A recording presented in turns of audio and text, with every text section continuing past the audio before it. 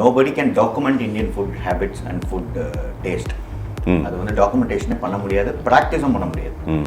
ஏன்னு பார்க்குறீங்கன்னா, இப்போ ஒன்றும் கிடையாது. தமிழ்நாடு எடுத்துக்கிட்டீங்க ஓகேங்களா, சென்னை ஃபுட் ஹேபிட் இப்படி இருக்கும். கொஞ்சம் இந்த பக்கம் வெள்ளூர் பக்கம் போனீங்கன்னா வேறு மாதிரி இருக்கும். கொஞ்சம் டவுன் சவுத் இந்த பக்கம் போனீங்கன்னா வித்தியாசமாக இருக்கும். திருநெல்வேலி, மதுரை, தஞ்சாவூர், நம்ம செட்டிநாடு, அந்த கம்ப்ளீட் பெல்ட். ஒருத்தருக்கும் ஒரு டைப் ஆஃப் ஸ்கில்ஸ், ஒரு மெத்தடாலஜி. அந்த உணவுலையும் உங்களுக்கு தெரியாது எதுவும் இல்லை. எப்போ ட்ராவல் பண்ணும்போதும் அந்த லோக்கல் ஃபுட்டை தான் நம்ம அந்த குசினை என்ஜாய் பண்ணும்போது தான் அதோட மெத்தடாலஜி, அவங்களோட டேஸ்ட் எல்லாமே தெரியும். இப்போ ஃபார் எக்ஸாம்பிள் நம்ம இட்லி எடுத்துப்போம். இன்னைக்கு இந்தியாவிலேயே இட்லி, இந்தியாவில் உலகத்திலேயே நம்பர் 1 ஒத்துக்குனாங்க, எல்லாருமே ஒத்துக்குனாங்க. எந்த ஹோட்டல் போனாலும் ஒரு ஸ்ட்ரீட் ஃபுட் போனால் கூட தோசை இட்லி இல்லாத இடமே கிடையாது. நம்ம தமிழ்நாட்டை பொறுத்த வரைக்கும் நான் பார்த்துருக்கேன், கோவாவில் கொஞ்சம் பார்த்துருக்கேன், கேரளாவில் கொஞ்சம் பார்த்துருக்கேன், மேங்களூர் சைடில் கொஞ்சம் பார்த்துருக்கேன். மற்றபடி நான் வந்து மகாராஷ்டிரா, குஜராத் பார்த்ததில்லை. அந்த மீனவர்கள் உணவு,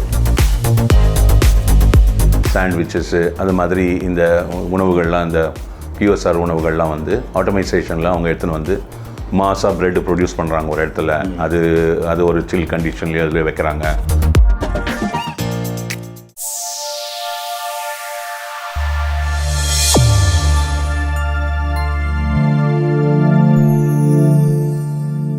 அனைவருக்கும் வணக்கம். நாம் என்னுடைய நண்பர் திரு கௌஷிக் அவர்களுடன் உணவுத்துறை சம்பந்தமாக உரையாடி கொண்டிருக்கிறோம். இன்றும் ஒரு சுவையான தலைப்போடு தான் வந்திருக்கிறேன். நிகழ்ச்சிக்கு போகலாம் வாருங்கள். வணக்கம் கௌஷிக். வணக்கம். இந்த ரீஜனல் ஃபுட்ஸ் ஆஃப் இந்தியா, அதாவது இந்திய உணவு, இந்திய துணைக்கண்டத்தில் உள்ள உணவுகள், இதில் வந்து நானும் இந்தியா ஃபுல்லாக நிறைய ட்ராவல் பண்ணியிருக்கேன். அந்த அளவுக்கு நார்த் ஈஸ்டர்ன் ஸ்டேட்ஸ் ட்ராவல் பண்ணதில்லை. நீங்கள் வந்து எல்லா ஸ்டேட்டும் போயிருக்கீங்க, எல்லா ஸ்டேட்லேயும் ஒர்க் பண்ணியிருக்கீங்க. எஸ்பெஷலி நார்த் ஈஸ்டர்ன் ஸ்டேட்ஸில் நிறையவே அங்கே இருந்து ஒர்க் பண்ணியிருக்கீங்க. அசாம், மேகாலயா எல்லா இடத்துலையும் ஒர்க் பண்ணியிருக்கீங்க. உங்களுக்கு வந்து உணவுத்துறையில் இருந்ததுனால, உணவுத்துறை சம்மந்தப்பட்ட உங்களுடைய வாழ்க்கை, இது பொருளாதார வாழ்க்கை முறை, அந்த உணவுத்துறை சம்மந்தப்பட்டதுலேயே ஆரம்ப காலத்துலேருந்து இன்றைக்கி வரைக்கும் இருக்கிறீங்க. இந்தியா ஃபுல்லாக எல்லா ஸ்டேட்டுக்கும் ட்ராவல் பண்ணியிருக்கீங்க, எல்லா ஃபுட்டும் டேஸ்ட் பண்ணியிருக்கீங்க. ப்ளஸ் உங்களுக்கு உணவுத்துறையை பற்றி உள்ளார்ந்த விவரங்களும் நிறைய தெரியும்.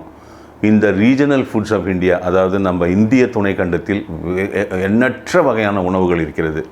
இந்த அளவுக்கு ஒரு வர்சட்டாலிட்டி உணவில் வந்து எனக்கு தெரிஞ்ச உலகத்தில் எங்கேயுமே கிடையாது. அது வரைக்கும் எனக்கு சொல்ல தெரியும். உங்களுடைய அனுபவத்தில் இந்த ரீஜனல் ஃபுட்ஸ் ஆஃப் இந்தியாவை பற்றி நீங்கள் வந்து உங்களுடைய கருத்து என்ன?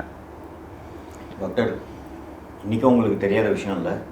Nobody can document Indian food habits and food taste. அது வந்து டாக்குமெண்டேஷனே பண்ண முடியாது, ப்ராக்டிஸும் பண்ண முடியாது. ஏன்னு பார்க்குறீங்கன்னா, இப்போ ஒன்றும் கிடையாது. தமிழ்நாடு எடுத்துக்கிட்டீங்க ஓகேங்களா, சென்னை ஃபுட் ஹேபிட் இப்படி இருக்கும். கொஞ்சம் இந்த பக்கம் வெள்ளூர் பக்கம் போனீங்கன்னா வேறு மாதிரி இருக்கும். கொஞ்சம் டவுன் சவுத் இந்த பக்கம் போனீங்கன்னா வித்தியாசமாக இருக்கும். திருநெல்வேலி, மதுரை, தஞ்சாவூர், நம்ம செட்டிநாடு, அந்த கம்ப்ளீட் பெல்ட். ஒருத்தருக்கும் ஒரு டைப் ஆஃப் ஸ்கில்ஸ், ஒரு மெத்தடாலஜி. அந்த உணவுலையும் உங்களுக்கு தெரியாது எதுவும் இல்லை, அவ்வளோ மருத்துவ குணம் சேர்ந்த ஒரு உணவு. இப்போ காஷ்மீரி இருக்குது, ஆமாம், அதுக்கப்புறம் பஞ்சாபி இருக்குது, குஜராத்தி இருக்குது, ராஜஸ்தானி இருக்குது. இப்போ எண்ணெய் மாறுது. இந்த பக்கம் நார்த் ஈஸ்ட் பீகார், ஆமாம், வெஸ்டர்ன் சைடு ஆஃப் பெங்கால், அதுக்கப்புறம் இந்த பக்கம் பார்ட்ஸ் ஆஃப் ராஜஸ்தான், ஹரியானாலாம் பார்த்திங்கன்னா அவங்க வந்து கடுகெண்ணெய் யூஸ் பண்ணுறாங்க. அந்த டேஸ்ட்டு நம்மளுக்கு செட் ஆகாது. கடுகெண்ணெய் போட்டு சமைச்சா நம்ம வந்து பிரதானமாக நல்லெண்ணெய் போட்டு சமைக்கிறோம். இந்த பக்கம் பீகாரிஸில் most of rice it. Bengali food பார்த்திங்கன்னா கம்ப்ளீட்டாக செப்பரேட்டாக வேறு மாதிரி இருக்கும். மத்திய பிரதேஷ், நார்தர்ன் கர்நாடகா இங்கெல்லாம் பார்த்திங்கன்னா கொள்ளு நிறைய யூஸ் பண்ணுவாங்க. உங்களுக்கு யூபி, பனாரஸ் வந்து அது தனி துண்டாக இருக்கும் அந்த உணவு, பனாரசி வாலா ஃபுட்டு. இப்படிலாம் வரும்பொழுது நீங்கள் பார்த்ததில் இதில் சிறப்பான நம்மளுடைய உணவின் தன்மைகளை பற்றி சொல்ல முடியுமா? சிறப்புன்னு பார்த்தீங்கன்னா எல்லா உணவுமே சிறப்பு தான், ரொம்ப அற்புதமாக இருக்கும். நீங்கள் எல்லாமே, ஏன்னா நம்ம ட்ராவல் பண்ணும்போது தான் அதோட அற்புதங்கள் தெரியும். இன்னொரு விஷயம், எப்போ ட்ராவல் பண்ணும்போதும் அந்த லோக்கல் ஃபுட்டை தான் நம்ம அந்த குசினை என்ஜாய் பண்ணும்போது தான் அதோட மெத்தடாலஜி, அவங்களோட டேஸ்ட் எல்லாமே தெரியும். இப்போ ஃபார் எக்ஸாம்பிள் நம்ம இட்லி எடுத்துப்போம். இன்னைக்கு இந்தியாவிலேயே இட்லி, இந்தியாவில் உலகத்திலேயே நம்பர் 1 ஒத்துக்குனாங்க, எல்லாருமே ஒத்துக்குனாங்க. எந்த ஹோட்டல் போனாலும் ஒரு ஸ்ட்ரீட் ஃபுட் போனால் கூட தோசை இட்லி இல்லாத இடமே கிடையாது. எல்லா இடத்துலையும் உலகம் பூரா வந்துடுச்சு. அற்புதமாக இருக்கும். இன்ஃபேக்ட் நம்மளை விட அற்புதமாக பண்ணுற இட்லி பண்ணுற சிட்டிஸ்லாம் இருக்காங்க. ஆமாம், ஏன்னா தண்ணி அந்த மாதிரி முக்கியமான ஒரு பொருள். அதுவும் இல்லாமல் அங்கே கிடைக்கிற அந்த அரிசியோ, அங்கே கிடைக்கிற அந்த உளுந்தோ, அவங்க இப்போ ட்ரெடிஷ்னலாக ஊற வச்சு இது பண்ணுறதோ, இதெல்லாம் வந்து என்ன சொல்கிறது, இட் ஹஸ் ஸ்டெப்ட் அப். தோசை இட்லி இன்றைக்கி அந்த சாம்பாரும் வேர்ல்ட் ஃபேமஸ் இன்றைக்கி. ஸோ ஒரு சிட்டிக்குமே ஒரு விஷயங்கள் இருக்குது. So people nowadays have exposure, adapt ஆகுறாங்க. இது சாப்பிட்டா நல்லது. நம்ம சவுத் இந்தியன் ஃபுட் அவங்க என்ன சொன்னால் ஃபர்மெண்டட் ஃபுட்டுன்றாங்க. ஃபார் எக்ஸாம்பிள், ஏன்னா நம்ம எல்லாமே வந்து புளிக்க வச்சு தோசை இட்லி எல்லாம் தோசை இட்லி புளிக்க வைக்கிறோம், மோர் தயிர் வருது, மற்றபடி ஊறுகாய்கள் வருது. ஆமாம், ஃபர்மெண்டடில் வேறு என்ன வருதுன்னு எனக்கு தெரியல. இந்த இந்தியா ஃபுல்லாக கிட்டத்தட்ட எத்தனையோ 1000 கிலோமீட்டர் கோஸ்ட் இருக்குது, சீ கோஸ்ட் இருக்குது, பீச் சைடு. அங்கே பார்த்திங்கன்னா அந்த மீனவ சமுதாயம் இருக்கும். எங்கெல்லாம் கடல் இருக்கோ அங்கே மீனவ சமுதாயம் இருக்கும். நம்ம தமிழ்நாட்டை பொறுத்த வரைக்கும் நான் பார்த்துருக்கேன், கோவாவில் கொஞ்சம் பார்த்துருக்கேன், கேரளாவில் கொஞ்சம் பார்த்துருக்கேன், மேங்களூர் சைடில் கொஞ்சம் பார்த்துருக்கேன். மற்றபடி நான் வந்து மகாராஷ்டிரா, குஜராத் பார்த்ததில்ல அந்த மீனவர்கள் உணவு. இந்த பக்கம் ஆந்திரா கொஞ்சம் பார்த்துருக்கேன். அதுக்கு மேலே ஒரிசா, வெஸ்ட் பெங்கால் சைட்லலாம் மீனவர்களின் உணவு பற்றி எனக்கு இது கிடையாது, எக்ஸ்பீரியன்ஸ் கிடையாது. நம்ம தமிழ்நாட்டை பொறுத்த வரைக்கும் மீனவ சமுதாயம் நிறைய பேர் எனக்கு தெரியும். அவங்களுடைய அந்த ஃபிஷ்ஷோடைய ப்ரிப்பரேஷன் எப்படி இருக்கும்னா, நான் நிறையா அவங்ககிட்ட உரையாடிருக்கேன். ஒவ்வொரு மீனையும் ஒரு விதமாக சமைக்கிறாங்க. அவங்க தனித்தனி ரெசிபி வச்சுருக்காங்க. ஆமாம், அது அவங்களுக்கு மட்டும்தான் தெரியும். ஆமாம், அது வந்து இங்கே ஹோட்டல் இண்டஸ்ட்ரியில் அந்த ரெசிபி இல்லை, யாருக்குமே தெரியாது. ஒரு சுதும்புன்னா அது எப்படி, என்ன இன்க்ரீடியன்ட் மசாலா போட்டு வறக்கணும், ஒரு வஞ்சரம்னா அது எப்படி சமைச்சு சாப்பிட்ணும், ஒரு வவ்வால் மீன்னா அது எப்படி சமைச்சு சாப்பிட்ணும், ஒரு சங்கரன்னா அது எப்படி சமைச்சு சாப்பிட்ணும், அந்த மாதிரி ஒரு பாறைன்னா எப்படி பண்ணணும், ஒரு வாழைன்னா எப்படி பண்ணணும், ஒவ்வொரு மீனுக்கும் ஒரு ரெசிபி வச்சுருக்காங்க. ஆமாம், அது ஏன் வெளியில் வரல?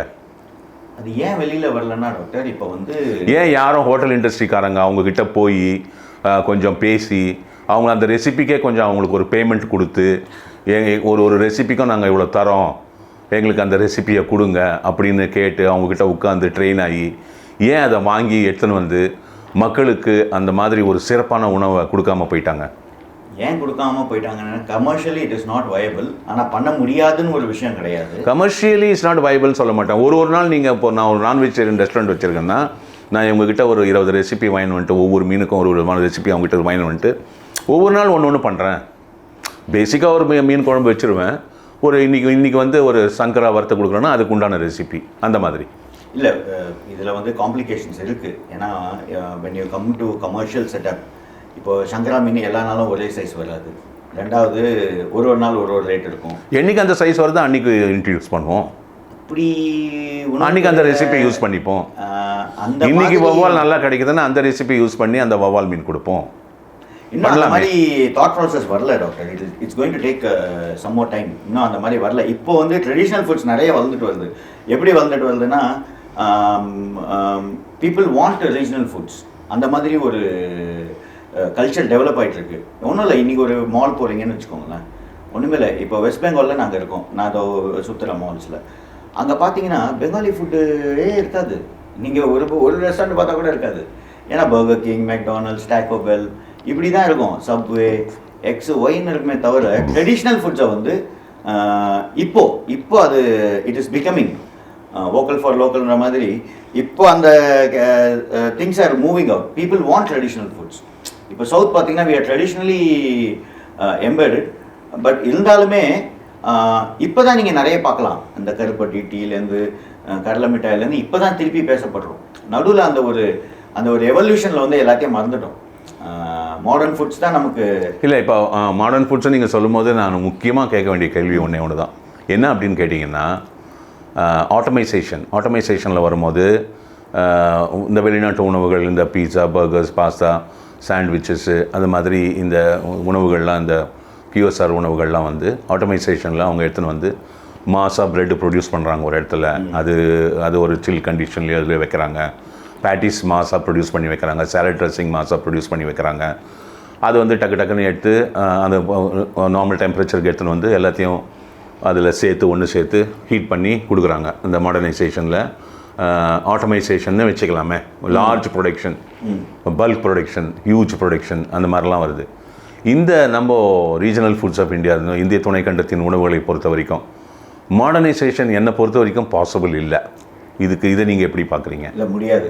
ஏன் முடியாதுன்னா, அதுதான் சொல்ல வரேன். இப்போது இட்லி தோசையை வந்து நம்ம பண்ண முடியும் ஃபார் எக்ஸாம்பிள். ஏன்னா அதில் ஒன்றும் பெரிய விஷயம் இருக்குது. பட் அது வந்து இப்போ வந்துருச்சு. மசால் வடைக்கு, மெது வடைக்கு, சமோசாக்கு, ரசகுல்லாக்கு, அதுக்கப்புறமா வந்து குலோப் ஜாமுன், இதுக்கெல்லாம் மிஷின் வந்துருச்சு நிறைய. ஒரு அவருக்கு 6000 சப்பாத்தி பூரிக்கு வந்திருக்கு அமெரிக்கன் மிஷின்ஸ் இருக்குது. கோல்டன் டெம்பிளில் இருக்கக்கூடிய அந்த பூரி மேக்கிங் மிஷின் வந்து 1 மணி நேரத்துக்கு 25,000 பூரி பண்ணி தள்ளுது, பண்ணி சமைச்சு வெளியே கொடுத்துடுது.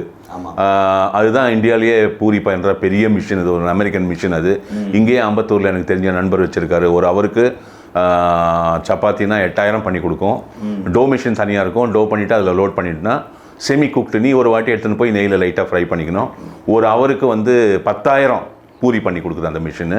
கோல்டன் டெம்பிள் இருக்கிறது 25,000 பூரி மட்டும். அது பூரி அங்கே பிரசாதமாக வழங்கப்படுதுன்னா அந்த பூரி மட்டும் அது 25,000 பண்ணி கொடுக்குது. அந்த மாதிரி கொஞ்சம் மாடர்னைசேஷன் வந்துருக்குது.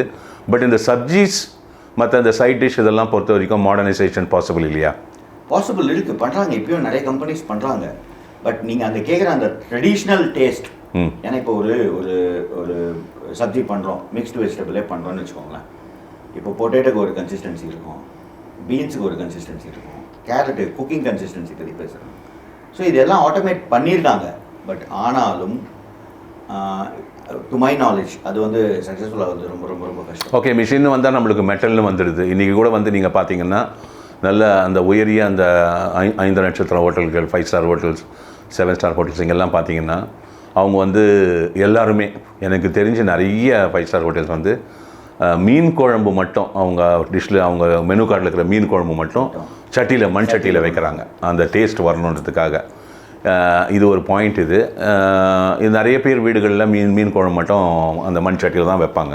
பட் பாயிண்ட் என்னன்னா, நம்ம வந்து மாடர்னைசேஷன் போகும்போது மெட்டல் பிளேஸ் அ ரோல். ஏன்னா நீங்கள் மெட்டல் சமாச்சாரமாக தான் நீங்கள் உங்களுடைய மிஷினரிஸ் எடுத்துன்னு வர முடியும். I steel, whatever, specialise steel and what not. But ஒரு அம்மியில் அரைச்சி ஃப்ரெஷ்ஷாக மசாலா செய்து அதுக்கப்புறமா நீங்கள் சமைச்சு எடுக்கிறதுக்கும் அந்த டேஸ்ட்டு அது எதுலேயுமே வராது. இப்போ நீங்கள் சொன்னீங்க ஆட்டோமேஷன் 10,000 ரோட்டி சொல்கிறாங்கன்ட்டு. அதுவும் வீட்டில் கையில் பேசஞ்ச ஒரு ரோட்டிக்கும் ஒரு கம்பேரிசன் பண்ணி பாருங்க, எங்கேயோ இருக்கும், பயங்கரமாக இருக்கும். அதை கிட்டே வர முடியாது. இப்போது நம்ம வந்து ஒரு டீ போடுறோம், ஒரு 200 ml டீ போடுறோம், ஓகேங்களா? ஒரு ஒரு ஒரு பீங்கான் கப்போ இல்லை ஒரு கண்ணாடி டம்ளரோ வைக்கிறோம். இந்த பக்கம் ஒரு ஸ்டீல் டம்ளர் வைக்கிறோம். இந்த டீ 200 ml ரெடி ஆகிடுச்சு. இந்த கண்ணாடி டம்ளரில் இல்லை பீங்கான் டம்ளரில் 100 ml ஊற்றுறோம். இந்த ஸ்டெயின்லெஸ் ஸ்டீல் டம்ளரில் 100 ml ஊற்றுறோம். ஊற்றிட்டு இதையும் டேஸ்ட் பண்ணுறோம். இந்த கண்ணாடியில் பீங்கானில் ஊற்றின டேஸ்ட் வந்து கம்ப்ளீட்டாக வேறு மாதிரி இருக்குது. இந்த ஸ்டீலில் ஊற்றின டேஸ்ட் வேறு மாதிரி இருக்குது. அது ஏன் அப்படி ஆகுது? ஒன்று வந்து human touch is very important for food, ஓகேங்களா? ஸோ மெட்டல் வந்து என்ன பண்ணுன்னா நீங்கள் சொல்கிற மாதிரி the temperature varies when you cook in a metal. ஏன்னா இல்லை அந்த பண்ண மெட்டல்லையே பண்ணிட்டோம். டீயை வந்து இங்கே கண்ணாடி டம்ளரில் ஊற்றணும், இங்கே ஸ்டீல் டம்ளரில் ஊற்றணும். ஒரே இதில் தான் நம்ம பண்ணோம். டீ ரெண்டும் வித்தியாசமாக டேஸ்ட் ஆகுது. அது கேட்குறேன். அது because of the methodology, simple. அது வந்து பிகாஸ் ஆஃப் அந்த மெட்டல் அதோட ரியாக்ஷன்ஸாக இருக்கும். இப்போ நீங்கள் இதே வெஸ்ட் பெங்காலில் போய் ஒரு மட்காலில் டீ குடிச்சு பாருங்க, கம்ப்ளீட்டாக வேறு மாதிரி இருக்கும், பயங்கரமாக இருக்கும். ஏன்னா சாயிலோட அந்த ஒரு டச் இருக்கும் அதில். அந்த இத்தனைக்கும் அவங்க கேஞ்சஸ்லேருந்து அந்த தண்ணியை எடுத்து தான் பண்ணுறாங்க, ஓகேங்களா? நீங்கள் 2 நிமிஷத்தில் ஒரு டீ போட்டு கொடுத்துருவோம், அவ்வளோ சுவையாக இருக்கும். அப்போ மாடர்னைசேஷனில் நம்ம வரும்போது நம்மளுக்கு டேஸ்ட் போய்டும்ன்றீங்களா? டேஸ்ட்டு கண்டிப்பாக வேரி ஆகிடும். அந்த டேஸ்ட் நல்லா இருக்குமா இல்லை நம்ம பழகிப்போம். ஆனால் வீட்டு சமையல் மாதிரி வராது. அதுக்கெல்லாம் நிகழ்வு எதுவுமே கிடையாது. இப்போ மாடர்னைசேஷன் ஆஃப் குக்கிங்கில் வந்து நீங்கள் வந்து ஹீட்டை கண்ட்ரோல் பண்ணிடுறீங்க. இல்லை, உங்களுக்கு தேவையான டெம்பரேச்சர் வச்சுக்கோங்க. நீங்கள் மாடர்னைசேஷன் எங்கேருந்து வருதுன்னு பார்த்தீங்கன்னா லேமேன் கிட்டேருந்து தான் வருது. ஒத்துப்பீங்களா? அதை எப்படி ஒரு டீயை வந்து ஒரு மிஷின் டிஸ்பென்ஸ் பண்ணுதுன்னா எப்படி பண்ணுது? ஹியூமன் பிஹேவியரை வச்சு தான் அந்த மிஷினை டிசைன் பண்ணுறான், கரெக்டுங்களா? அது எல்லா விஷயமும் இப்போ நம்ம ஒரு பொறுப்பாக ஒரு ஹியூமன் பிஹேவியரில் வந்து நீங்கள் ஒரு விஷயம் இருக்குன்னா அதை தொடச்சிட்டு இது பண்ணுவீங்க, அதில் ஒரு ஃபீல் இருக்கும், there's something involve in to it. மிஷினுக்கு அது தெரியாது இல்லையா டாக்டர்? ஸோ அது கண்டிப்பாக டிஃப்ரென்சியேஷன் கொடுக்கும். ஆனால் அதையும் மாஸ்டர் பண்ணிட்டு வராங்க இப்போல்லாம்.